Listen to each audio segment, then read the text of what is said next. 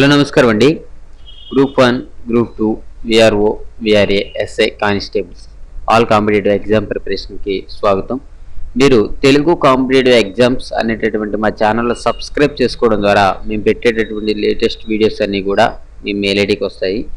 ఈరోజు మనం మాట్లాడుకోవడం ఏంటంటే పద్మశ్రీని తిరస్కరించినటువంటి ఉస్తాద్ ఇమ్రాన్ ఖాన్ ఓకే ఇటీవల పద్మశ్రీని తిరస్కరించింది ఎవరు అని కనుక మిమ్మల్ని అడిగితే ఉస్తాద్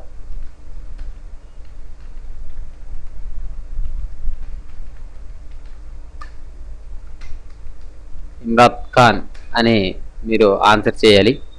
అయితే ఇక్కడ ఏంటంటే ప్రముఖ సితార్ సూర్బహర్ విద్యాస్తుడు ఉస్తాద్ ఇమ్రాన్ ఖాన్ ఇటీవల తనకు కేటాయించినటువంటి పద్మశ్రీ పురస్కారాన్ని తిరస్కరించడం జరిగింది. ఆయన ఏంటంటే కేంద్ర ప్రభుత్వం తన ప్రతిభను చాలా ఆలస్యంగా గుర్తించిందని ఈ అవార్డుని తిరస్కరించినట్లుగా పేర్కొన్నారన్నమాట. ఏంటంటే మెయిన్ కారణం ఏంటంటే కేంద్ర ప్రభుత్వం తన ప్రతిభను చాలా ఆలస్యంగా గుర్తించింది అన్న ఉద్దేశంతో పద్మశ్రీని వెనక్కి ఇవ్వడం జరిగింది. 2017 సంవత్సరానికి గాను ఇటీవల 89 మందికి పద్మ పురస్కారాలు ప్రకటించిన కేంద్రం ఇమ్రాన్ ఖాన్ ఎన్ఆర్ఐ విభాగంలో పద్మశ్రీకి ఎంపిక చేసింది అనమాట. ఇతను ఏంటంటే ఎన్ఆర్ఐ విభాగంలో ఎంపిక చేయడం జరిగింది. తర్వాత మనం చూస్తే అనీష్ కపూర్కు ఇజ్రాయెల్ జెన్సిస్ అవార్డ్.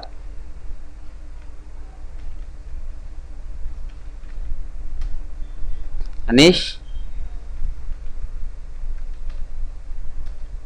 కపూర్కు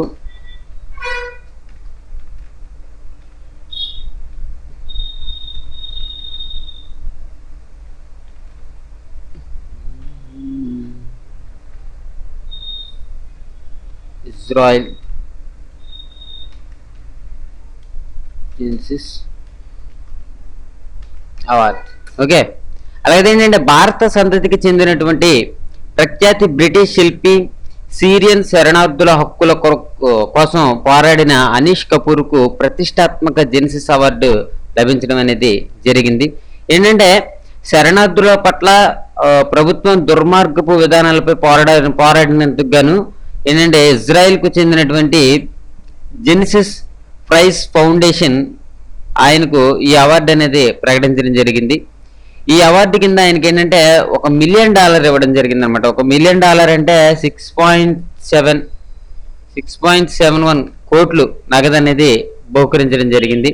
ఈ రెండు విషయాలు కూడా మనం ఫిబ్రవరి నెలలో జరిగినవిగా మనం మాట్లాడుకోవచ్చు. తర్వాత మన నెక్స్ట్ వీడియోకి వచ్చేసరికి మరిన్ని కరెంట్ అఫైర్స్ గురించి నేర్చుకుందాము.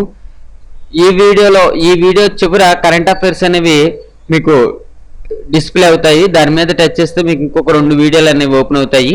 మన నెక్స్ట్ వీడియోలో ఎకానమీకి సంబంధించినవి, అదేవిధంగా చూసుకుంటే జాతీయ అంతర్జాతీయ కరెంట్ అఫైర్స్ గురించి మనం మాట్లాడుకుందాము. Thank you for watching. Have a nice day.